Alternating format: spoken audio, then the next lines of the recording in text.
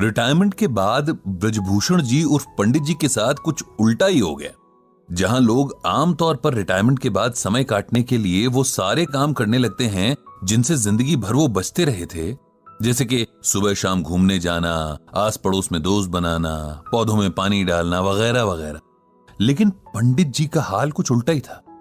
उनके पास उनका गीता ज्ञान का ब्लॉग था, जिसके जरिए उन्होंने जाने कितने लोगों से दोस्ती कर ली थी। उनकी कंप्यूटर स्क्रीन की एक छोटी सी खिड़की थी जिससे वे सारी दुनिया को देख सकते थे, अपनी बातें कह सकते थे, दूसरों की सुन सकते थे। इस एज में अपना सीखा दूसरों को बांटने की और दूसरों से सीखने की उनकी भूख ही पंडित जी को कभी पता नहीं चलने देती थी कि अब धीरे धीरे बुढ़ापा उनकी हड्डियों पर हावी हो रहा है। जिंदगी धीरे धीरे रेत की तरह मुट्ठी से फिसल रही थी। नमस्कार दोस्तों, आप सुन रहे हैं गीता ज्ञान। और अब आगे की बात। रोज जाने कितने लोग ईमेल के जरिए पंडित जी से अपनी जिंदगी की परेशानियों का हल मांगते, और पंडित जी अपने गीता ज्ञान से हर बार कोई ना कोई ऐसा हीरा निकाल ही लाते थे जो अंधेरी रात जैसी मुश्किल में भी उजाले की किरण बिखेर देता। लेकिन कई बार दूर के लोगों को समझाना आसान होता है, अपने आसपास के लोगों को बिल्कुल नहीं, क्योंकि तब आप भी उनके दुख में दुखी होते हैं और तब उनके साथ आपको खुद को भी समझना होता है, जो कि दुनिया का सबसे मुश्किल काम है। पंडित जी भी कल रात से ऐसे ही एक डिलेमा में फंसे हैं। उनके बहुत खास दोस्त रविकांत दुख की नदी में डूब रहे हैं और पंडित जी को समझ नहीं आ रहा है कि कैसे अपने दोस्त को डूबने से बचाएं। क्या कहें ऐसा कि उनके मन को हिम्मत मिले। कहने जाते भी हैं तो अपना ही गला रुआंसा हो जाता है। रह रह कर बस पुराने वक्त की यादें आंखों के आगे आ जाती हैं। यादें जिनमें वे खुद हैं, उनकी पत्नी है रविकांत हैं और रविकांत की पत्नी रश्मि है, जो कल अचानक से उनके दोस्त को अलविदा कहकर अनंत की यात्रा पर निकल गई हैं और पीछे छोड़ गई हैं उनके दोस्त को, जिसके बारे में तमाम मित्र मंडली मजाक बनाती थी कि वो तो किसी के सपने में भी बिना रश्मि के नहीं जाता। रश्मि और रविकांत की कहानी याद करके पंडित जी बार बार भावुक हो जाते हैं। कुछ 40 बरस पहले नई नई शादी करके ये दोनों इस मोहल्ले में किराए का मकान लेकर रहने आए थे। दोनों ही बैंक में काम करते थे और कुछ काम की व्यस्तता तो कुछ नए होने के संकोच के कारण मोहल्ले के कम ही लोगों से उनकी जान पहचान हो पाई थी। पंडित जी के दोनों बेटे तब बहुत छोटे थे और रविकांत से पहले उनकी दोस्ती उन दोनों से हुई थी। शायद इसका कारण रविकांत का बच्चों से बहुत प्रेम करना रहा हो। धीरे धीरे बच्चों की ये दोस्ती उनके माँ बाप तक पहुंची और ये चारों भी आपस में बहुत अच्छे दोस्त बन गए। ईश्वर के खेल भी अजब निराले हैं।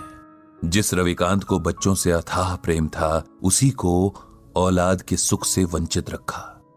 पंडित जी की पत्नी के साथ रश्मि ने जाने कितने डॉक्टर्स के चक्कर लगाए, कितने मंदिरों में माथा टेका, जाने कितने दिन भूखे रहकर व्रत उपवास किए, लेकिन औलाद भाग्य में नहीं थी, सो नहीं मिली। रविकांत ने कभी भी रश्मि के आगे ये जाहिर नहीं होने दिया कि संतान ना होने का उन्हें कोई दुख है, बल्कि वे तो रश्मि को समझाते रहते कि उसे सच को स्वीकार कर लेना चाहिए और एक कमी के पीछे जीवन की बाकी खुशियों को नजरअंदाज नहीं करना चाहिए।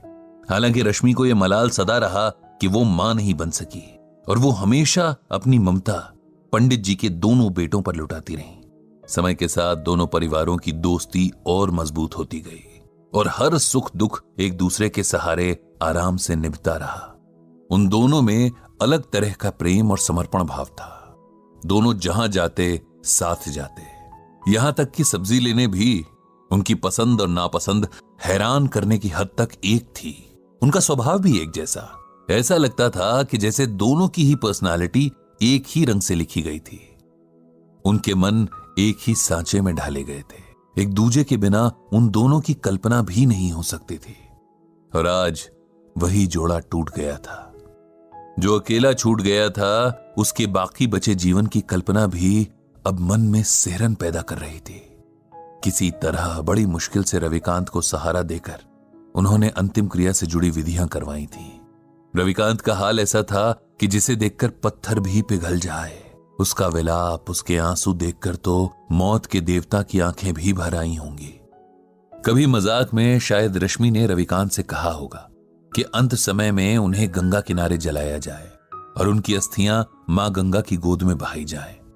सो उनकी इसी इच्छा का सम्मान करते हुए रविकांत ने पंडित जी से रश्मि को हरिद्वार ले जाने की बात कही और इंतजाम करने का अनुरोध किया। हरिद्वार के पूरे रास्ते जैसे रविकांत बेसुध थे। उन्हें देखकर ऐसा लग रहा था कि मानो ये दुख में डूब जाना चाहते हैं।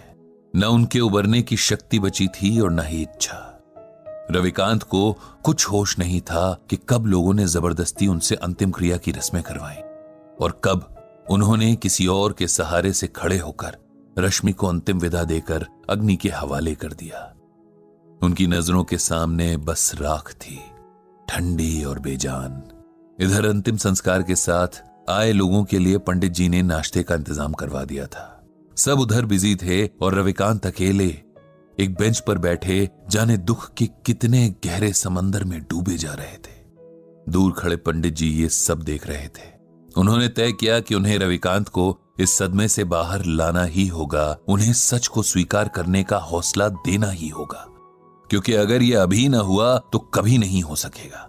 रविकांत के पास जाकर उन्होंने धीरे से उसके कंधे पर हाथ रखा और ऊंची आवाज में भगवद गीता का ये श्लोक पढ़ा। नैनम छिंदन्ति शस्त्राणि नैनम दहति पावकः न चैनम क्लेदयन्त्यापो न शोष्यति मारुतः। जानते हो रविकांत, इस श्लोक का अर्थ क्या है? श्लोक का अर्थ है आत्मा को न औजार काट सकते हैं, न आग उसे जला सकती है, न पानी उसे भिगो सकता है, न हवा उसे सुखा सकती है। आत्मा अजर और अमर है। ये श्लोक श्रीमद् भागवत के दूसरे अध्याय में है, उसी गीता में जो स्वयं भगवान श्री कृष्ण के श्रीमुख से अमृत बनकर बरसी और जिसकी ज्ञान गंगा में भीगने वाला हर मन मोक्ष पा लेता है। रविकांत का ध्यान आज सुनी हुई सारी बातों में बस इसी बात ने थोड़ा सा उसकी ओर खींचा। उन्होंने पंडित जी से पूछा कि उनके सुनाए श्लोक का यहां क्या मतलब है, क्या संबंध है? क्योंकि तुम शरीर और आत्मा का फर्क भूल रहे हो मेरे दोस्त। अपनी प्रिय पत्नी के शोक में तुम इस सच को अनदेखा कर रहे हो कि उसका सिर्फ शरीर नष्ट हुआ है, उसे चलाने वाली आत्मा नहीं, क्योंकि आत्मा तो अजर अमर है। एक शरीर से दूसरे शरीर की यात्रा करती है, एक जन्म से दूसरे जन्म का फेरा लगाती है। जो मिटा वो मिट्टी थी, जो जीवन शक्ति थी वो अब भी वही है, किसी और मिट्टी में जान फूंकने चली गई है। उसके लिए शोक करना बेकार है, ये उस आत्मा का अपमान भी है। उसे सम्मान के साथ विदा करना ही समझदारी है। यही बात हमें गीता में भगवान श्री कृष्ण अर्जुन को समझाने के बहाने समझा रहे हैं। हमारे मोह माया के बंधन हमें सच्चे लगते हैं, लेकिन सच सिर्फ एक है, और ये वही सच है जिसे भगवान श्री कृष्ण ने अर्जुन को बताया है कि आत्मा अजर और अमर है। इसीलिए शरीर के प्रति प्रेम रखना व्यर्थ है। तुम्हारी रश्मि की देह का साथ तुम्हारे साथ बस यहीं तक का था। इस सच को स्वीकार कर लो और उसकी मृत्यु को उसी भाव से स्वीकार करो जिस भाव से उसके साथ को स्वीकार किया था। माता पिता, बेटा बेटी, पति पत्नी, ये सब रिश्ते देह से जुड़े हैं। आत्मा इन रिश्तों से आजाद है। वो किसी अभिनेता की तरह बस किरदार निभाने तक देह में रहती है। किरदार खत्म तो आत्मा भी किसी और किरदार को निभाने निकल जाती है। जो अब तक जिया उसकी अच्छी यादों को समेट लो, वही जीवन की कमाई है। उसी के सहारे आगे का जीवन काटना है। उस आत्मा को प्रणाम करो और खुद को शरीर के मोह से आजाद करो। पंडित जी की इन बातों को सुनकर और भगवद गीता के श्लोक की व्याख्या सुनकर रविकांत के मन को ऐसी हिम्मत मिली जैसे किसी डूबते हुए को किसी मजबूत हाथ का सहारा मिल गया हो। जीवन के लिखे को स्वीकार करने की प्रेरणा ने जैसे उसके डगमगाते कदमों में ताकत भर दी थी। उसने तय किया कि अपनी मर चुकी पत्नी की यादों को सम्मान देते हुए अब उसकी मृत्यु की सच्चाई को भी सम्मान देगा और साथ ही और भी गहराई से श्रीमद् भगवद गीता के ज्ञान को समझेगा। इधर खुद पंडित जी का मन भी अब शांत हो गया था। उन्होंने मन ही मन श्रीमद् भगवद गीता और भगवान श्री कृष्ण को प्रणाम किया।